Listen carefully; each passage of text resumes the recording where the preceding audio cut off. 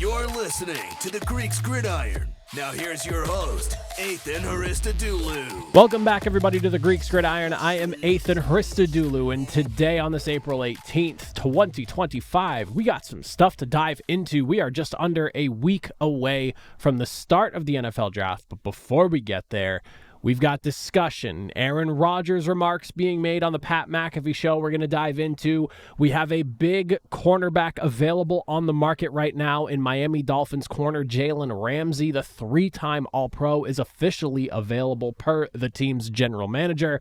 And, of course, the New York Giants picking at number 3.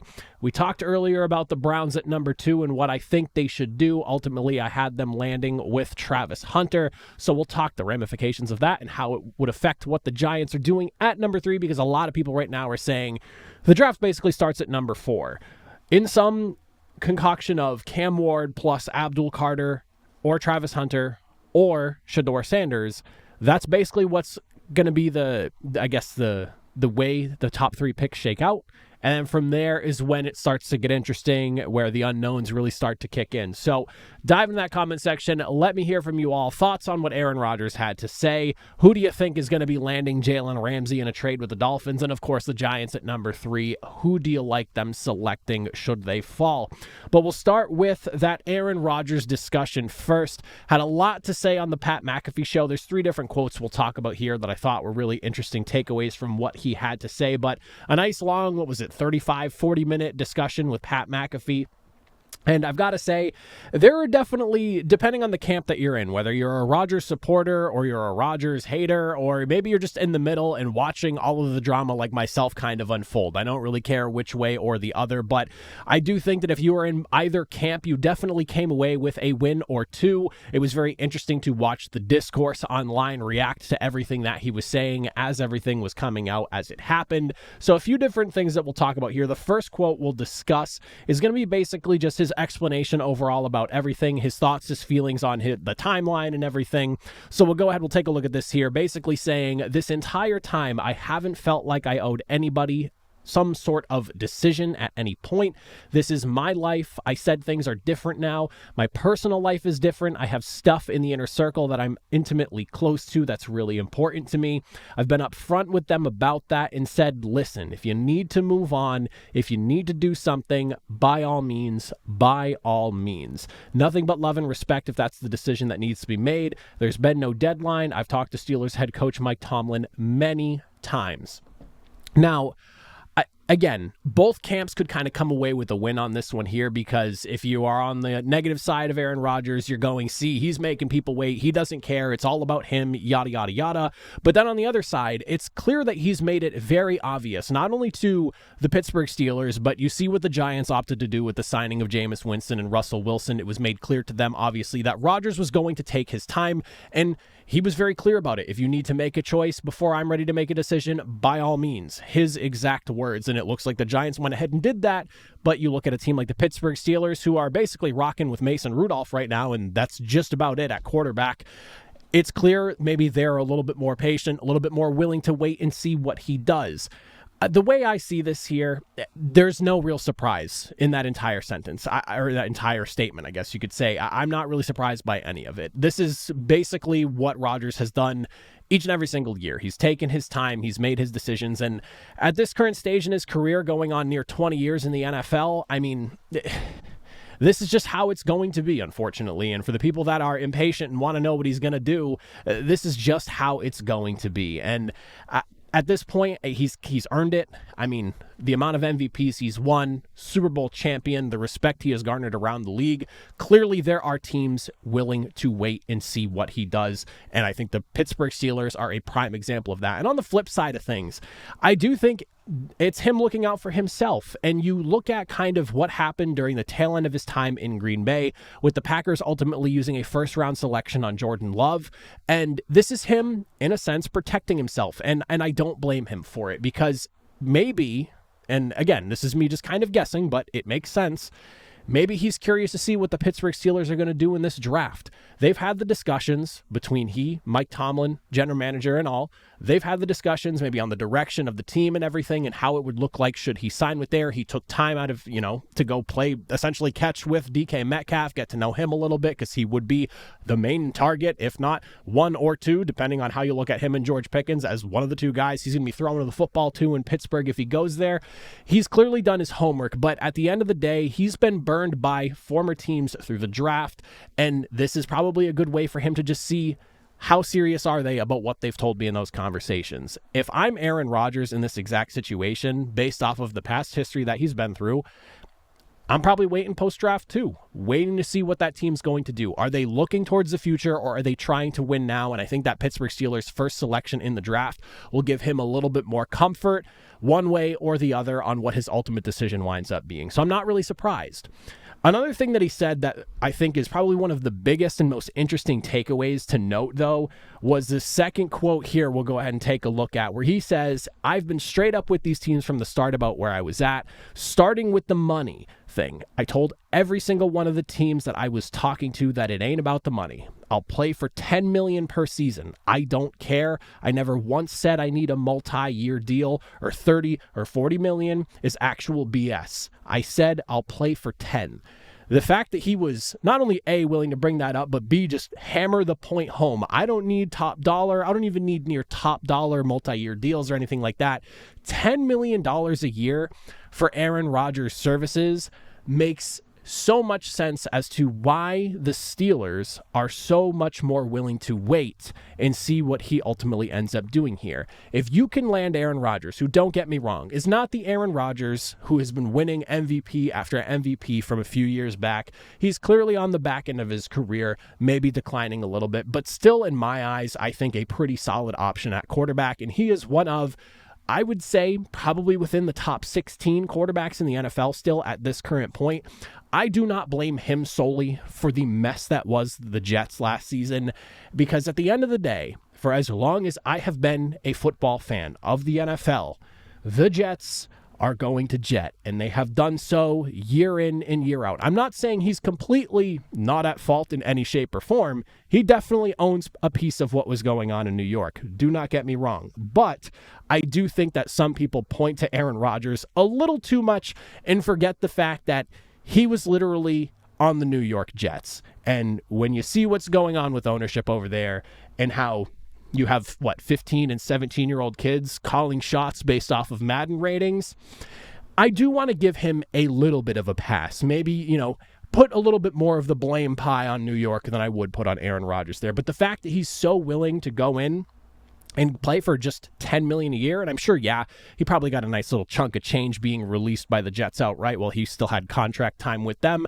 Sure, maybe that's a little bit of the reason why, but it all makes a lot more sense if he's so willing to play for such a low amount of money. And then the last thing he mentioned here that we'll get into, this third quote, I wasn't stringing anyone along. I wasn't holding anybody hostage. I was honest from the jump of where I was at mentally and some of the constraints I have in my life right now that warrant my attention. So I'm open to anything and attached to nothing. Retirement could still be a possibility, but right now my focus has been and will continue to be my personal life.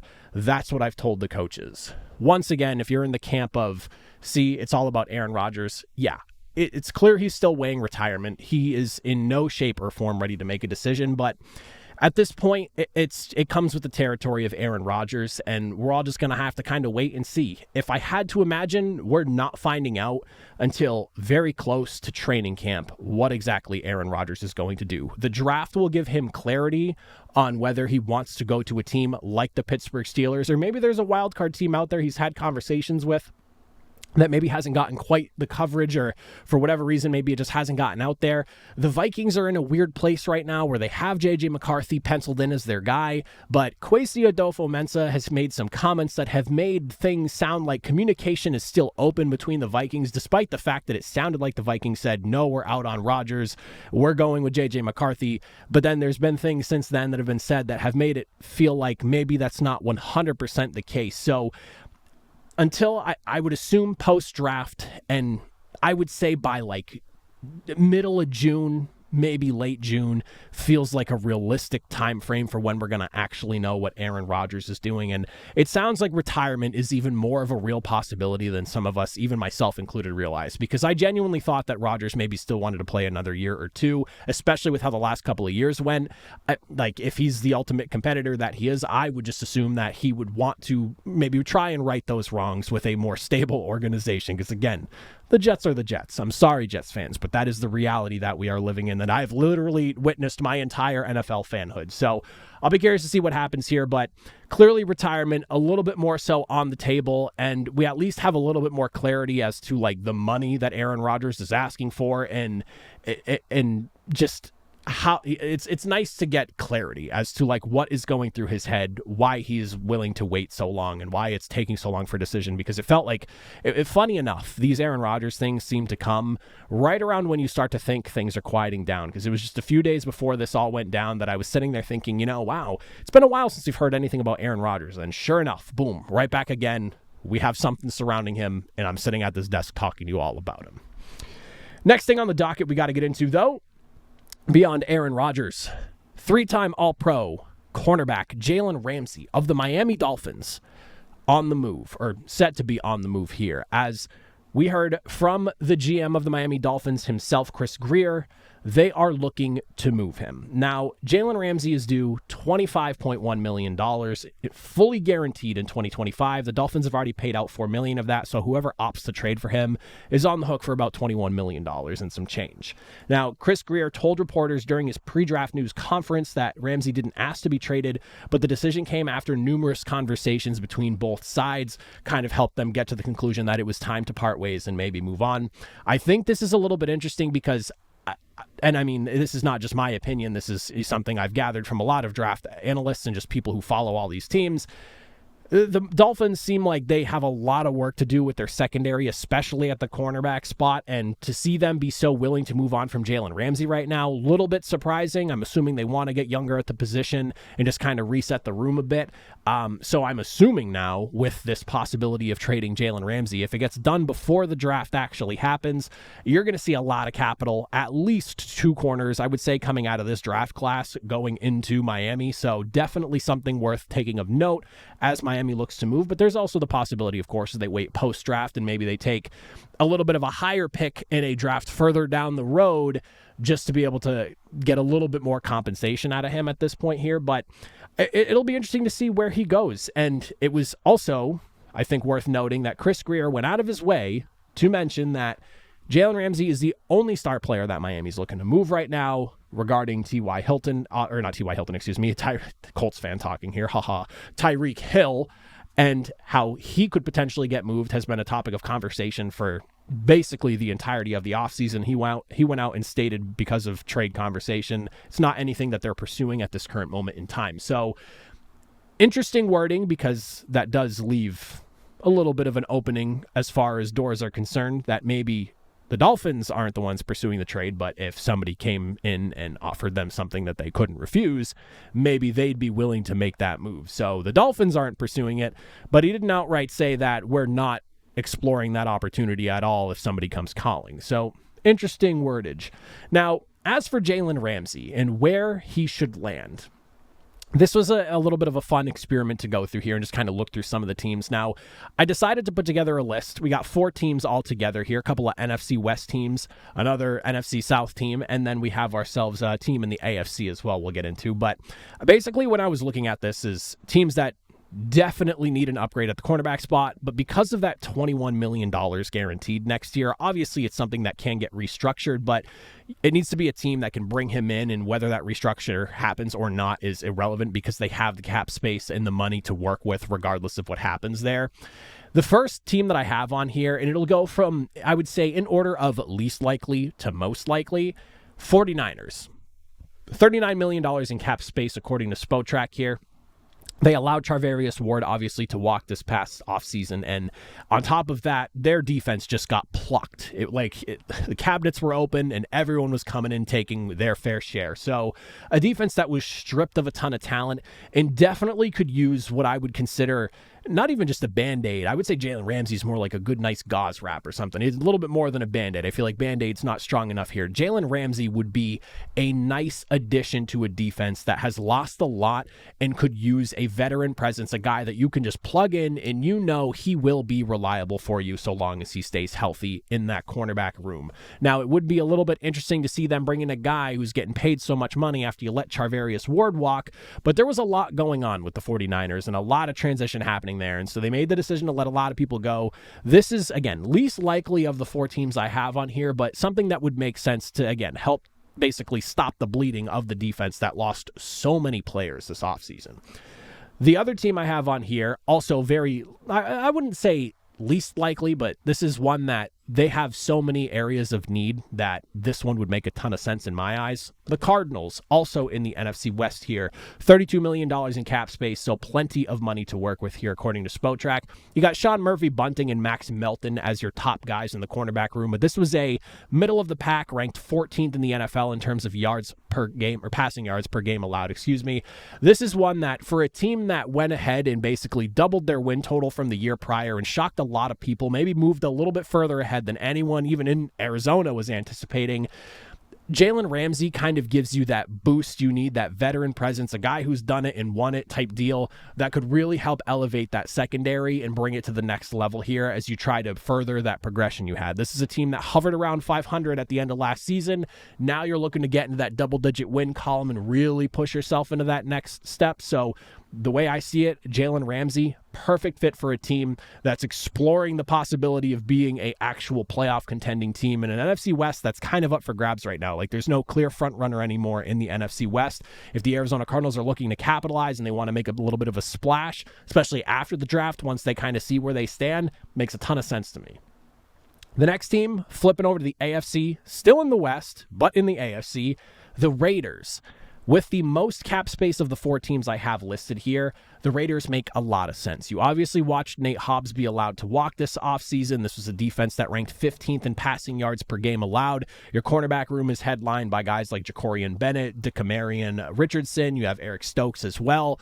So you have a solid core of guys, but this is one of those guys, but it's a younger group of guys. And this is where you see, all right, we bring in Jalen Ramsey. He can solidify one side of the field or the other that you need him to work on and help teach some of these younger guys just what it actually takes to be a top-end elite level corner in the NFL. Again, yes, this is Jalen Ramsey, who's getting older now. He's, far closer to 30 than he is 20 years old at this point now, if he's not already 30 years old. Forget exactly how old he is, but he's on the older side of things, on the back nine of his career. So you bring him in, you're helping out some of these young guys learn the ropes and learn what it takes to be one of those top-end guys. Makes a ton of sense to me, especially because the Raiders now, with Geno Smith, if they address the running game and maybe get themselves another good wide receiver in the draft towards the top portion of it, you bring in a guy like Jalen Ramsey, and you're starting to really feel like you have yourself a rounded out unit defensively and offensively, and the Raiders can make some noise as like a 7-6-5 seed in the AFC, fighting for one of those wild card spots.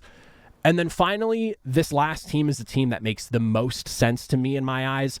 It's got to be the Tampa Bay Buccaneers. Plenty of cap space to work with at $32 million. This would be a literal shot in the arm for a playoff team that has been dominating the NFC South of the last few years. For a team that allowed the 4th most passing yards per game, you have question marks surrounding Jamel Dean to the point where Todd Bowles was even talking about how, his potential of being on this roster come the start of the 2025 season was up in the air, and he pointed a lot to the injuries and the unavailability of him to this point in his young career. Zion McCollum in the spot of like their 1A, 1B type guys at this current point now, where, if Jamel Dean could stay healthier, you'd feel a lot better about it. You bring him in, and for me, I the way I see it, in the red and pewter, like, come on, he would look great. And on top of that, you're talking about somebody who currently plays in Miami. So if you're looking from Jalen Ramsey's end, playing in Miami, going to Tampa Bay, you basically go from the South Shore of Florida to the West Coast of Florida.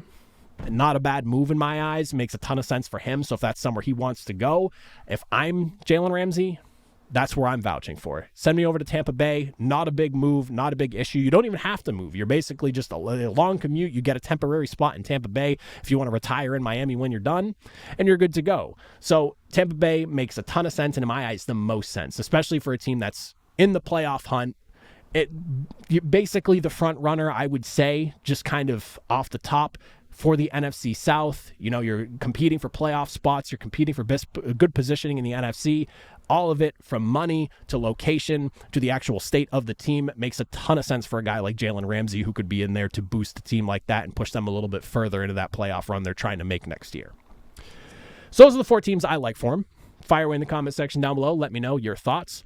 But we'll dive into this final piece of discussion here, and that's going to be the New York Giants and what exactly they should be doing in this year's draft. Now, like I mentioned earlier, everyone is saying that the draft basically starts at number 4 with the New England Patriots here. Depending on what happens in the 3 picks before them, will kind of decide the domino effect of the rest of the NFL draft. And in some combination, you're basically looking at Cam Ward at number 1, Abdul Carter, Travis Hunter, and Shedeur Sanders are the 3 toss-up names between picks 2 and 3. And then the Patriots desperately need an offensive lineman, but they could definitely be in on a Travis Hunter or an Abdul Carter if 2 quarterbacks go before them and one of those other 2 guys drop down. Now, I will say this. The way I'm kind of setting this up right now, but we will talk the other possibility as well. I did a mock draft about a week and a half ago, almost 2 weeks now, where I sent Travis Hunter to the Browns at number 2. We also discussed what I thought the Browns should do at the number 2 spot a little bit more in depth earlier this week. If you haven't checked that out, make sure you do.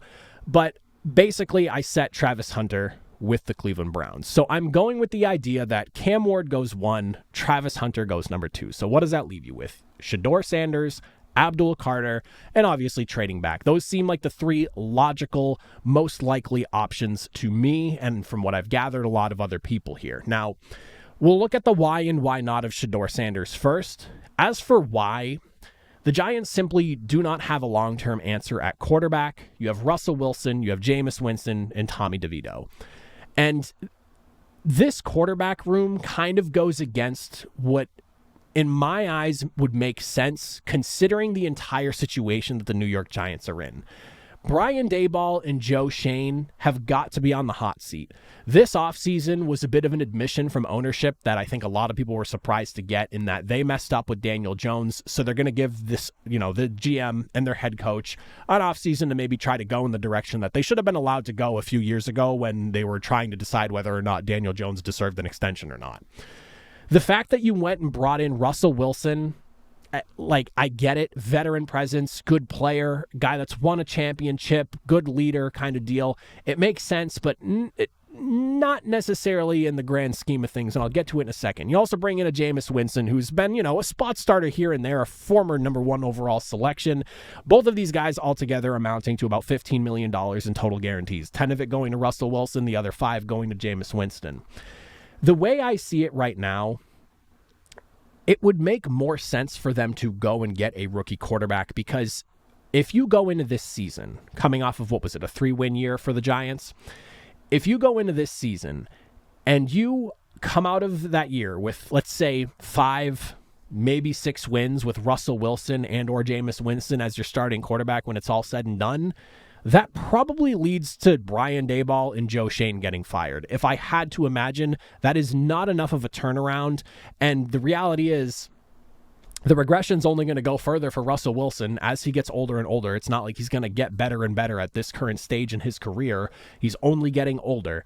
Father Time, undefeated. So if you're only going 5 or 6 wins after this past season with Russell Wilson and or Jameis Winston at the helm, that's problematic. However, if you go rookie quarterback, and let's say you draft Shedeur Sanders at number 3, or maybe you trade back later in the draft, which is also an option as well, and you get a rookie quarterback to work with through the season, if you only amount to, say, 5 or 6 victories, but it's because you went with the young rookie quarterback who maybe beat out Russell Wilson and Jameis Winston, or eventually took over for those 2 guys, and you rattled off some wins with that rookie under center, and the team started to look better towards the tail end of the year, that buys you an extra season if you're Brian Daboll and Joe Shane. So for why, it just makes more sense, because having a rookie quarterback gives you a little more leeway to work with. The why nots, though, and we'll throw to Joe Shane here during his press conference from earlier in the week.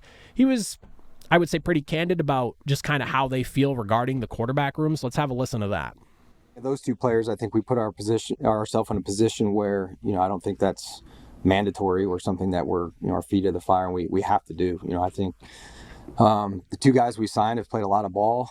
They've got a lot of skins on the wall, and I do think we've upgraded that room, compared to where it was a year ago. I like the two guys that we have, and, Tommy's still in there, and he's won games for us too, and he's still developing, so we're happy with the makeup of the room right now.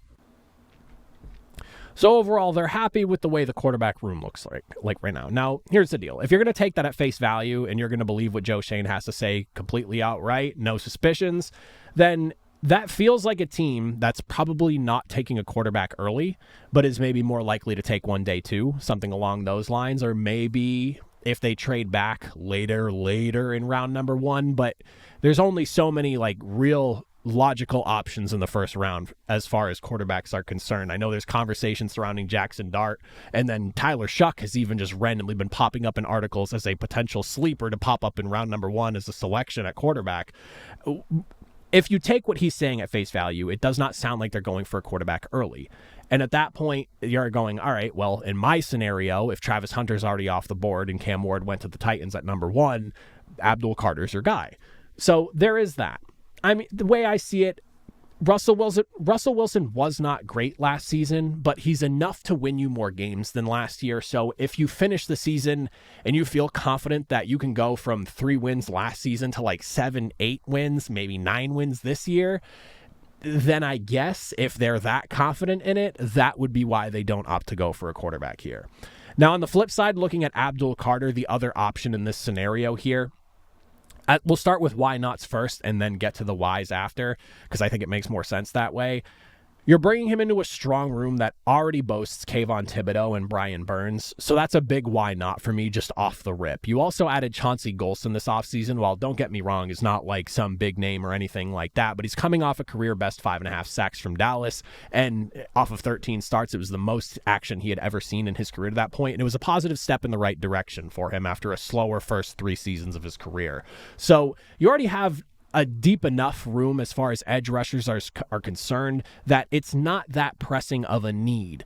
Now, if you are looking at the whys, you look at Kayvon Thibodeau and what you could argue is a potential piece that could get moved either as soon as the draft is over or come trade deadline, depending on the current state of things in New York.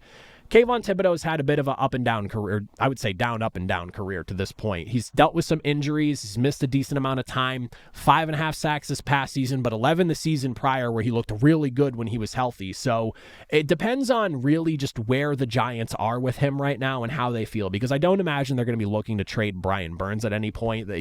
As far as I'm concerned, he's a Giant for the foreseeable future and then some.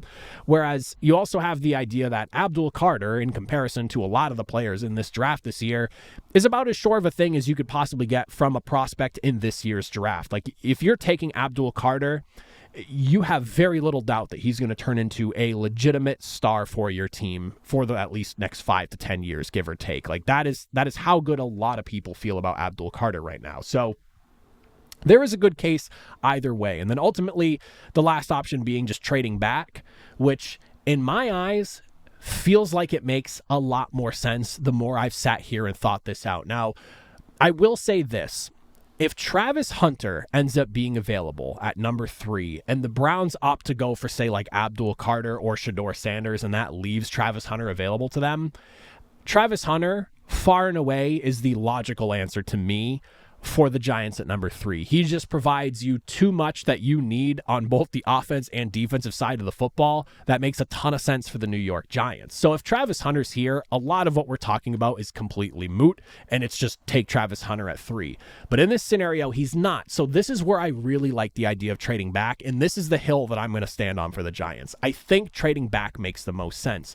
There's a lot of discussion right now amongst draft analysts and all those people that love to really dive into all the tape and everything that seem to believe there's a bit of a plateau once you get past like pick number 4 or 5, it kind of has like you have like the very tippy top, a little bit of a drop, and then a long plateau from like roughly picks like 5 to 6 to around like 17, 18, 19, 20. Like a lot of those guys are roughly in the same ballpark of themselves as far as value and prospect. So if you're the Giants and you're trading out from 3 and maybe moving to like 7, 8, 9, 10, maybe at the very lowest like 12, something like that, you can still net a piece that is going to help build out your roster, but you're also going to get more ammo for the draft, whether it's this year, next year, however the total package of the trade gets divvied out.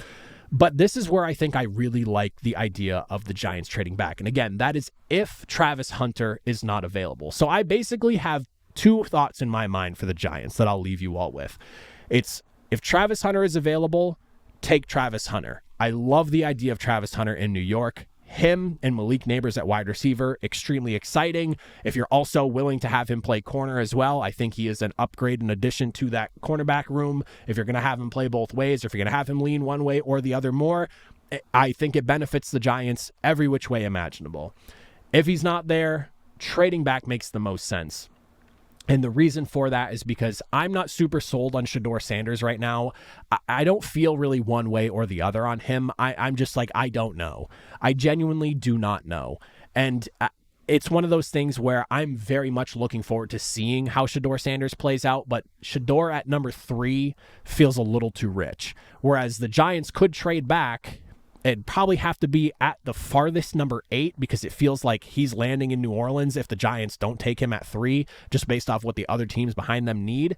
And from there, that would probably be the furthest back you go if you want Shedeur Sanders. If it's somebody else, you could trade a little bit further back and you're A-okay, you're fine, you're racking up more picks, you're giving yourself more ammo to potentially have more hits. Because this day and age, it feels like if you go into a draft and you have 8, 9, 10, 11, 12 picks, you're feeling good because the hit rate is always going to end up being a little bit more in your favor because you're going to have more opportunities to take those shots. So Travis Hunter, if he's there, if he's not, I think trading back, getting a little more capital, you can still find a positional need. The Giants are in kind of a best player available situation right now. So, and while I like Abdul Carter in New York as well, that comes down to are they not happy with Kayvon Thibodeau anymore? Like, you don't need 3 edge rushers. You don't need Brian Burns, Abdul Carter, and Kayvon Thibodeau. That just does not make sense to me in my eyes. So it's trade back. It's Travis Hunter. If they want to go Abdul Carter, I wouldn't be shocked. That probably leads to Thibodeau getting traded at some point. Again, whether it's right after the draft or maybe a little bit further down the road, whenever it may be. But the way I see it right now, it's either it's Hunter or it's trade back. That's where I'm leaning right now the most. Could be wrong, we'll see, but that's just kind of what I think. So Giants fans, let me know your thoughts there. If you're not a Giants fan, even if you just got to the end of here, let me know. Curious to hear your thoughts. But that is it for me. That's all I got for you all. As always, if you made it to the end, I greatly appreciate it. I will see you all next time. Have a good one.